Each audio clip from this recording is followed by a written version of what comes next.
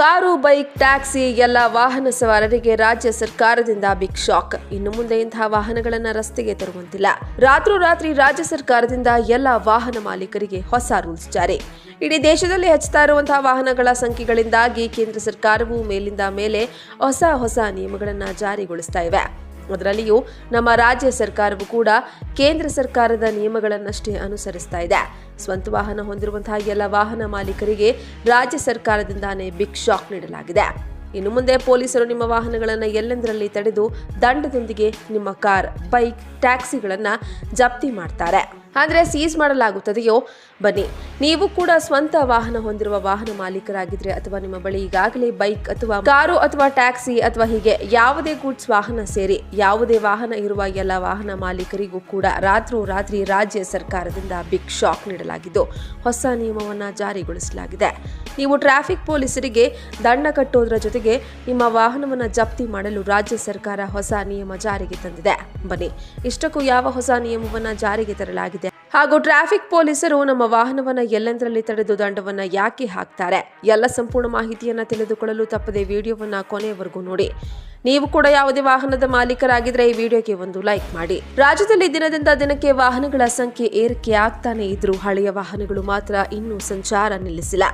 ಇವುಗಳಿಂದ ವಾಯು ಮಾಲಿನ್ಯ ಹೆಚ್ಚಳವಾಗ್ತಾ ಇದೆ ಎಂಬ ಆರೋಪದ ನಡುವೆಯೂ ಕೋಟ್ಯಾಂತರ ವಾಹನಗಳು ರಸ್ತೆಯಲ್ಲಿ ಓಡಾಡ್ತಾನೆ ಇವೆ. ಇಂತಹ ವಾಹನಗಳ ಮಾಲೀಕರಿಗೆ ರಾಜ್ಯ ಸಾರಿಗೆ ಸಚಿವರು ಶಾಕ್ ಕೊಟ್ಟಿದ್ದಾರೆ. 15 ವರ್ಷ ಮೀರಿದ ವಾಹನಗಳ ಜಪ್ತಿ ಸರ್ಕಾರ ಮುಂದಾಗಲಿದೆ ಎಂದು ಸಚಿವ ರಾಮಲಿಂಗಾರೆಡ್ಡಿ ವಿಧಾನ ಪರಿಷತ್ನಲ್ಲಿ ತಿಳಿಸಿದ್ದಾರೆ. ವಾಹನವೊಂದನ್ನು 15 ವರ್ಷಗಳವರೆಗೆ ಸುಸ್ಥಿತಿಯಲ್ಲಿ ಇಟ್ಟುಕೊಂಡು ಓಡಿಸಬಹುದು. ಕೇಂದ್ರ ಸರ್ಕಾರದ ನೀತಿಯ ಪ್ರಕಾರ ಕಮರ್ಷಿಯಲ್ ವಾಹನಗಳಿಗೆ 5 ವರ್ಷ ವಿನಾಯಿತಿ ನೀಡಲಾಗಿದೆ. ಆದರೆ ಸರ್ಕಾರಿ ವಾಹನಗಳನ್ನು ಬಳಸುವಂತಿಲ್ಲ. ಆಯಸ್ಸು ಮೀರಿದ 1.38 ಕೋಟಿ ವಾಹನಗಳನ್ನು ಗುಜರಿಗೆ ಹಾಕಬೇಕೆಂಬ ಒತ್ತಾಯ ಕೇಳಿ ಬಂದಿದೆ.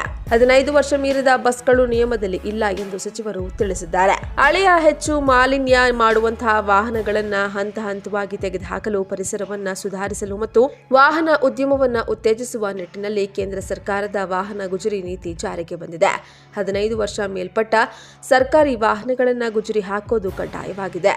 ಆದರೆ 20 ವರ್ಷ ಮೇಲ್ಪಟ್ಟ ಖಾಸಗಿ ವಾಹನಗಳಿಗೆ ಫಿಟ್ನೆಸ್ ಟೆಸ್ಟ್ ಕಡ್ಡಾಯವಾಗಿದ್ದು ಇದರಲ್ಲಿ ಉತ್ತೀರ್ಣವಾಗದ ವಾಹನಗಳನ್ನು ಗುಜರಿಗೆ ಹಾಕಬೇಕು ಎಂಬ ನಿಯಮವಿದೆ.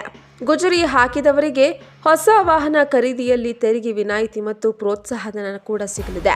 ಇನ್ನು ಮಾಹಿತಿ ಪ್ರಕಾರ ಕರ್ನಾಟಕದ ಬೆಂಗಳೂರಿನಲ್ಲಿ 15 ವರ್ಷ ಮೀರಿದ 37,45,339 ವಾಹನಗಳಿವೆ.